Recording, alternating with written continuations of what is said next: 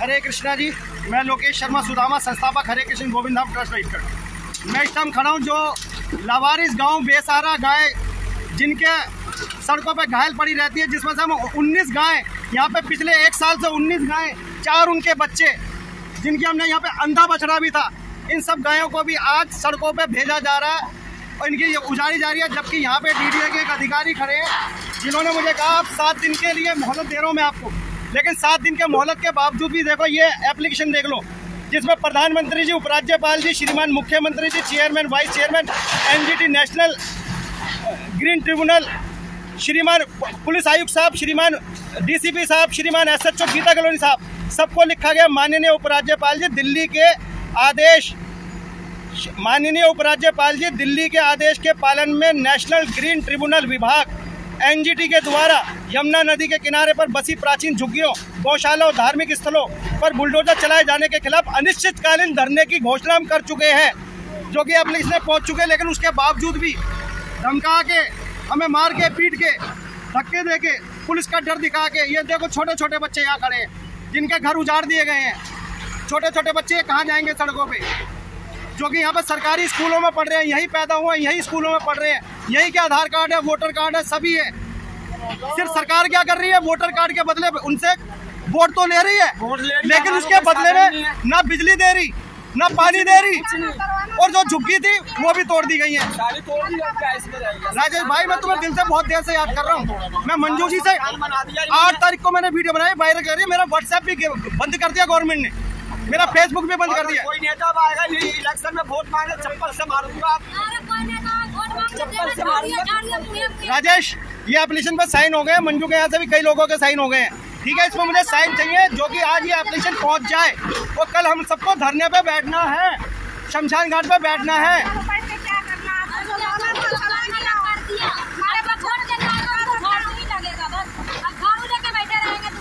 ये देख लिया जी, गौशाला मित्तल साहब की छोड़ दी गई।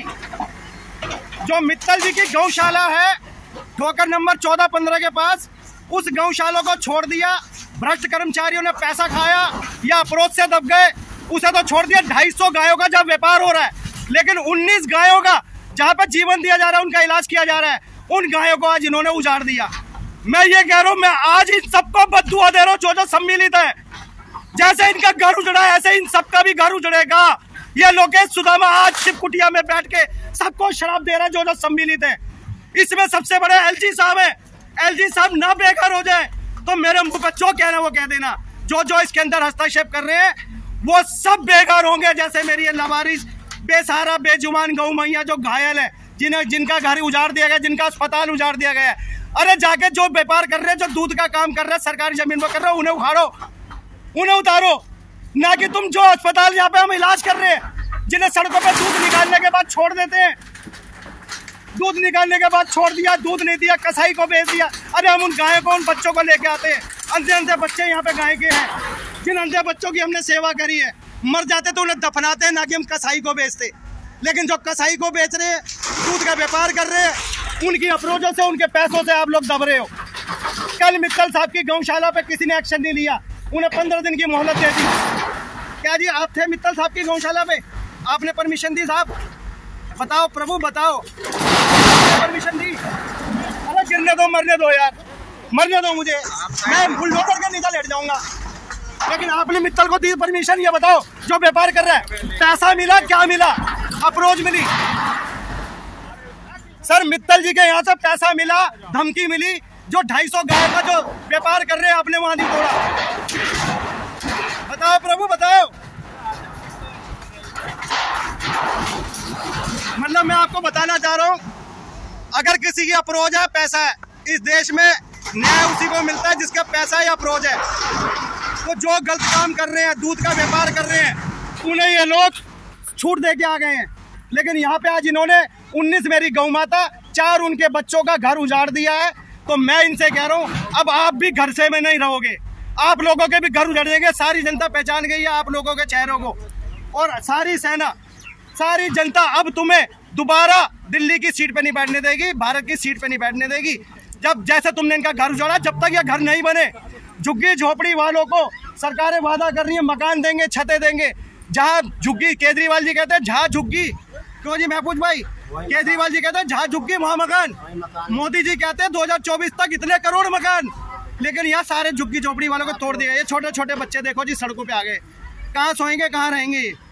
ये मेरी गौ माता यहाँ पे सड़कों पे आ गई हैं, लेकिन राक्षस प्रवृत्ति के आदमियों को कोई चैन नहीं, क्योंकि इनकी भी मजबूरी है। इनके अधिकारियों ने इन्हें ऑर्डर दिया, इनकी मजबूरी है, मैं समझ सकता हूँ, लेकिन जिन अधिकारियों ने गलत ऑर्डर दिया है वो भी बिना घर के हो जाएंगे। ये मैं अपने काना से वचन देता हूँ। अगर या तो यहाँ पे मेरा अस्पताल ये बनवा दे गाय माता का, इनकी झुग्गी वालों को मकान दे दे, रहने की झोपड़ी दे दे, कहीं पर भी दो, यमुना पे मत दो, जहाँ देना दो, लेकिन दो। ये सारा उजाड़ दिया साहब, देख सकते हो आप। तो मैं चाहूंगा कि आप सब भी अपने मन से दिल खोल के उन लोगों को बद्दुआ दो जो कि गरीबों की नहीं सुनती, घायल पशुओं की नहीं सुनती। संजय गांधी एनिमल ट्रस्ट तो बना के दे दिया गया, क्योंकि वो प्रधानमंत्री की बेटी थी, प्रधानमंत्री की बहू थी, उसे तो एनिमल ट्रस्ट के नाम से हजारों गज जगह दे दी, करोड़ों रुपया कमाया जा रहा है। लेकिन यहाँ पे 19 गायों के लिए किसी से 1 रुपया नहीं लेते। रोज का 3,500 का खर्चा है, जो एक मेरा छोटा भाई सचिन मिश्रा कर रहा है, भीख मांग मांग के कर रहा है। एक भी गाय दूध नहीं देती है यहाँ पर। मैंने आप सबको जागरूक करना था। मेरा व्हाट्सएप भी सरकार के द्वारा बंद कर दिया गया है कि मैं ये मामले उजागर ना कर पाऊँ, लेकिन मैं किसी भी मामले से इस वीडियो को भेजूंगा। और आप लोगों से सबसे अनुरोध है, इस वीडियो को अधिक से अधिक पहुंचाओ। और बहुत जल्दी, आज ही की डेट में प्रधानमंत्री जी के पास एप्लीकेशन नहीं पहुंची, मैं पहुंचाने जा रहा हूं। और कल से हम गीता कॉलोनी शमशान घाट पे सभी लोग धरने पे बैठ रहे हैं। जब तक सरकारें नहीं सुनेंगी, हमारी गौ माता को उनका घर नहीं देंगी, जो गौशाला का व्यापार कर रहे हैं, सरकारी ज़मीन पे संपत्ति पे हक जता रहे हैं, उन लोगों को यहाँ से निकाला जाए। लेकिन जो सेवा कर रहे हैं, निस्वार्थ भाव से कर रहे हैं, झुग्गी झोपड़ी वालों को पक्के मकान दे, जो सरकारें वादा करती हैं। और जो गौशाला की हम गौओं की सेवा कर रहे हैं, इनके लिए हमें जगह दे कि हम इन घायल पशुओं को कहाँ लेके जाएं। ये सब कुछ उजाड़ दिया गया है। धन्यवाद। जय श्री कृष्णा। प्रभु सभी को सद्बुद्धि दे।